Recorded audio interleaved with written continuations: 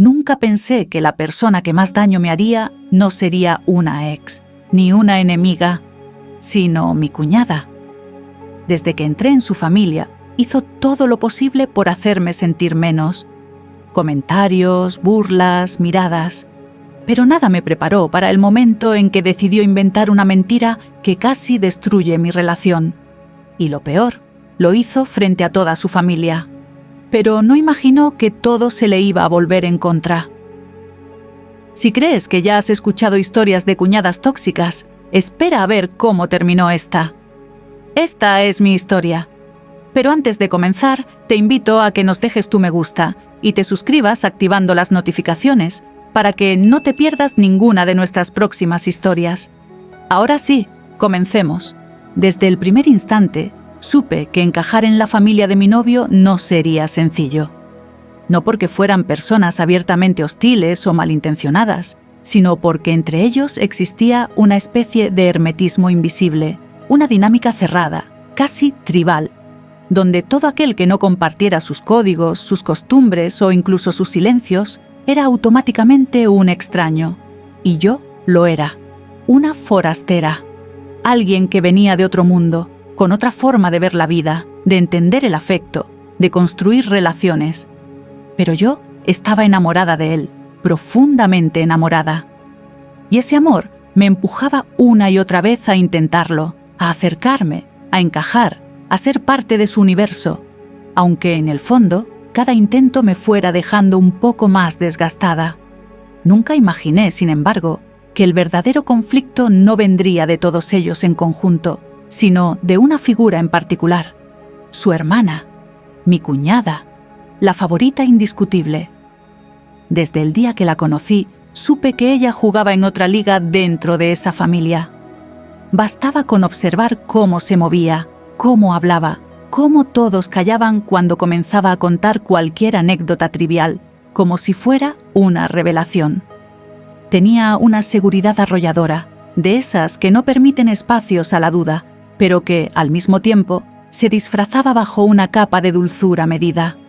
Sonreía, pero con los labios, no con los ojos, y cada gesto suyo parecía calculado para deslumbrar o para dominar.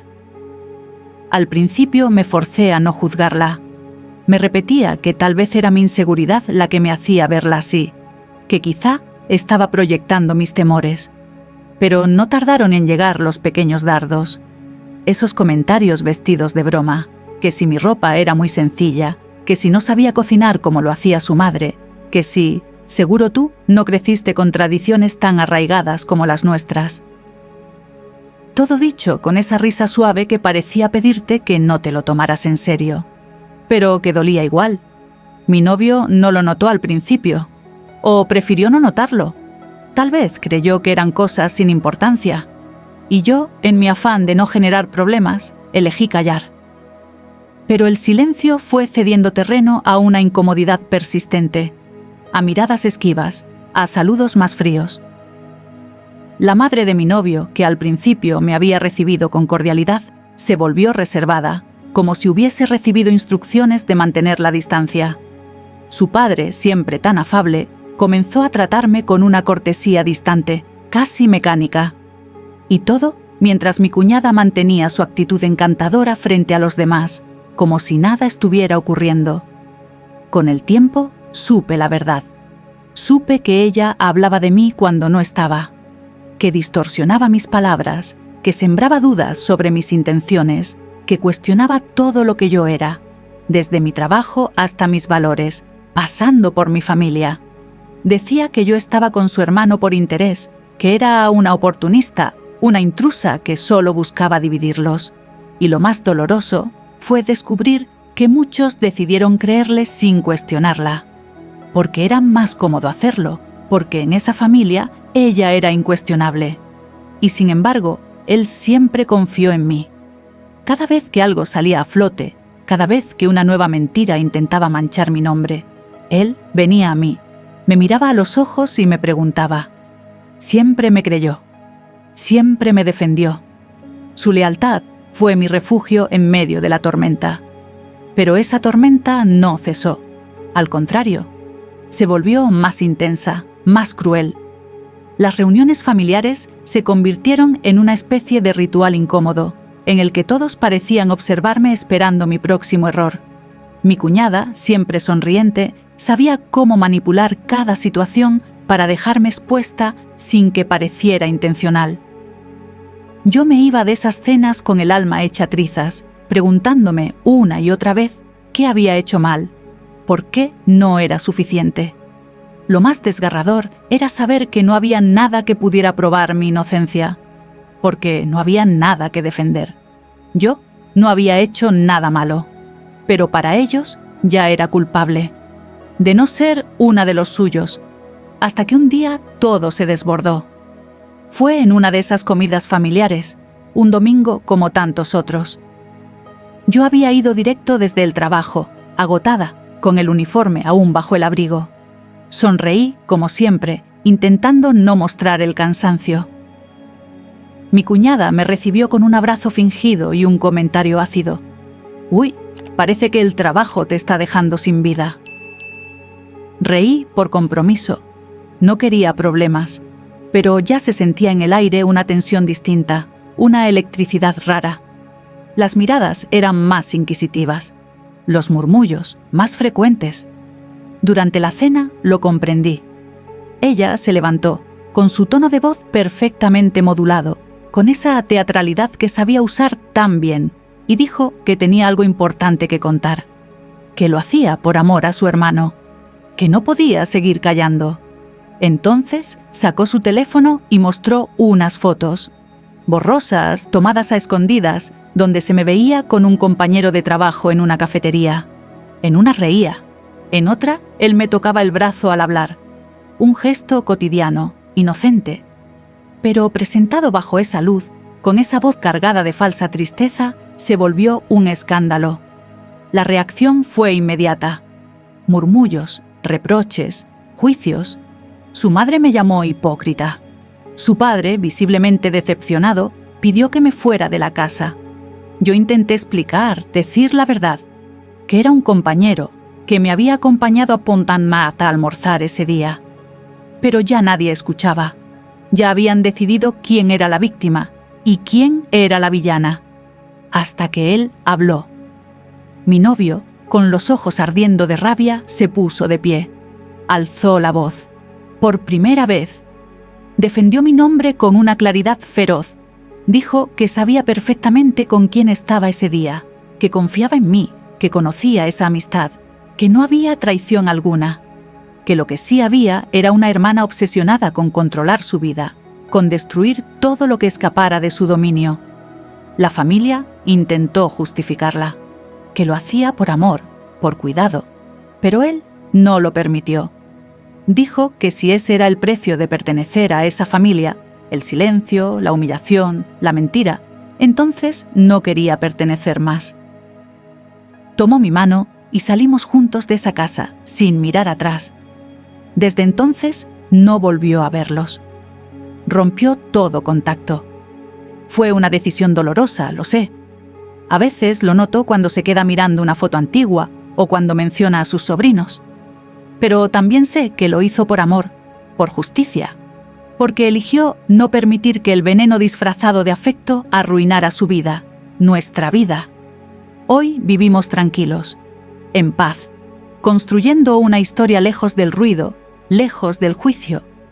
La herida que dejó su hermana aún cicatriza, pero ya no supura, ya no me define, porque el amor que compartimos sobrevivió a todo, incluso a la peor de las traiciones.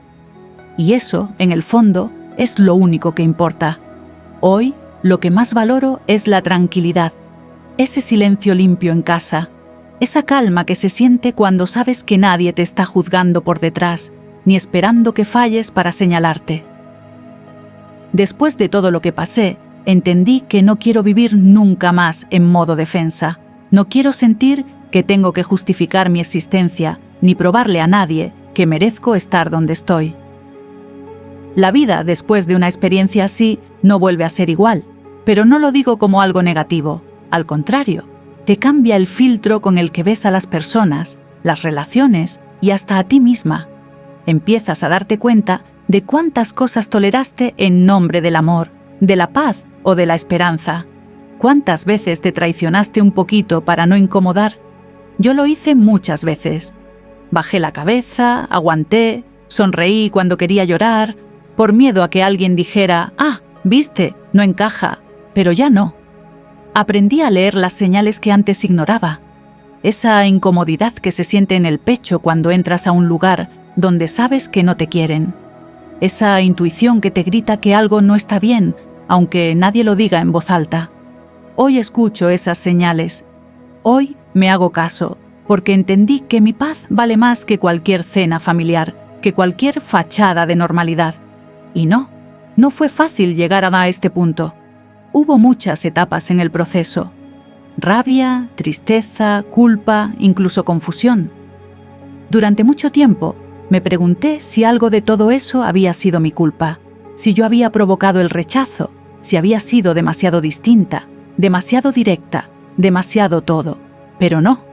Lo que pasa es que cuando alguien ya te decidió como enemiga, no importa lo que hagas, siempre vas a ser el problema, aunque estés en silencio. Me tomó tiempo aceptar que no necesito la aprobación de personas que se sienten amenazadas por lo que soy, que no tengo que convertirme en menos para que alguien se sienta más cómodo conmigo, que hay gente que va a intentar apagarte solo porque no soporta verte brillar. Y en medio de todo eso, me encontré con una verdad aún más poderosa. Hay personas que sí te ven, que sí te creen, que no necesitan pruebas para saber que estás siendo sincera. Personas que no te piden que cambies, sino que te abrazan justo como eres. Y cuando tienes a alguien así al lado, todo lo demás se vuelve ruido. Él fue esa persona. No tuvo miedo de elegir la verdad, aunque doliera. No buscó quedar bien con todos. Eligió con el corazón, con coraje. Y yo también lo elegí a él, sabiendo que estábamos apostando por algo que nos exigía romper con todo lo que no nos hacía bien. Ahora nuestra vida es sencilla, pero auténtica. No hay dobles caras, no hay tensión disfrazada de cortesía, no hay reuniones donde se diga una cosa y se piense otra. Vivimos con la certeza de que lo que construimos no depende de nadie más, que nuestra relación se sostiene con hechos, con cuidado, con lealtad, no con apariencias. Lo curioso es que, con el tiempo, he dejado de echar de menos lo que perdí. Y no lo digo desde la resignación ni con amargura, sino desde la serenidad que solo llega cuando uno ha comprendido que, en realidad, aquello que se fue nunca le perteneció del todo. No era suyo. No estaba hecho para quedarse. Esa supuesta familia, por la que tanto me esforcé, con la que intenté encajar a toda costa, nunca me consideró parte de verdad. Por más que me doblara, me adaptara o intentara agradar, siempre quedaba al margen. Y sí, eso al principio duele. Duele profundamente. Porque uno tiene la esperanza, casi infantil, de que el amor, el verdadero, basta. Pero no siempre es así. Con el tiempo, uno aprende que hay vínculos que solo se sostienen si uno los arrastra.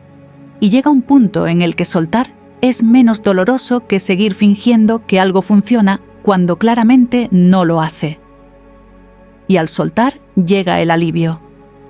La libertad de no tener que mendigar cariño, de no tener que justificar la indiferencia ajena, de no tener que disculparse por existir de una manera que no encaja en los esquemas de otros. Ahora, desde este lugar de mayor claridad, elijo con mucho más cuidado a quién dejo entrar en mi vida. Ya no me basta con las buenas palabras, ni con las sonrisas amables que esconden agendas ocultas. He aprendido, a base de golpes, sí, a diferenciar una mirada honesta de una mirada interesada, un gesto auténtico de una estrategia emocional. Y sobre todo, he aprendido a decir que no, a poner límites, a cerrar puertas cuando algo me desestabiliza o me resta paz. Y eso, que antes me parecía egoísmo, ahora lo entiendo como una de las mayores expresiones de amor propio que existen. También he descubierto el valor de no callarme. Durante mucho tiempo disfrazaba el dolor con humor o lo enterraba bajo el peso de la costumbre. Aguantaba comportamientos tóxicos justificándolos con frases como «es que tiene un carácter complicado» o «en el fondo no lo hace con mala intención». Pero número. A veces sí hay mala intención. A veces las personas son crueles de forma consciente, aunque luego se escondan tras excusas. Y saber identificar eso a tiempo puede ahorrarte años de sufrimiento innecesario. No todo el mundo merece una segunda oportunidad. No todo el mundo tiene que quedarse en tu vida. No me he vuelto cínica. No me he encerrado en mí misma ni he perdido la fe en el cariño. Al contrario, sigo creyendo en las personas, pero ahora confío mucho más en mi intuición. Escucho mis sensaciones. He aprendido a prestar atención a cómo me siento en presencia de alguien, a si me relajo o si mi cuerpo se tensa. Y me dejo guiar por eso, porque el cuerpo nunca miente. He dejado de forzar conexiones, de intentar encajar en moldes ajenos. Ahora sé distinguir entre lo que me hace bien de verdad y lo que simplemente debería hacerme bien, porque así lo dicta la lógica o las convenciones sociales. Si hoy alguien me preguntara qué es el amor verdadero, no hablaría de grandes declaraciones ni de gestos espectaculares. Diría que el amor verdadero se manifiesta en lo cotidiano, en lo sencillo, en lo que permanece incluso cuando todo lo demás falla. Es tener a alguien que está de tu lado sin condiciones, que no se tambalea cuando tú dudas, que no te hace sentir que tienes que ganarte su afecto cada día como si fuera un premio que puede retirarte en cualquier momento. El amor verdadero es ese espacio seguro donde puedes ser tú misma sin miedo a represalias, donde no tienes que justificar tus emociones ni moderar tus reacciones para no incomodar. Y eso es lo que tengo ahora. Una relación honesta, real, sin artificios ni máscaras. Un vínculo que no se basa en la perfección, sino en la voluntad constante de cuidar, de escuchar, de estar.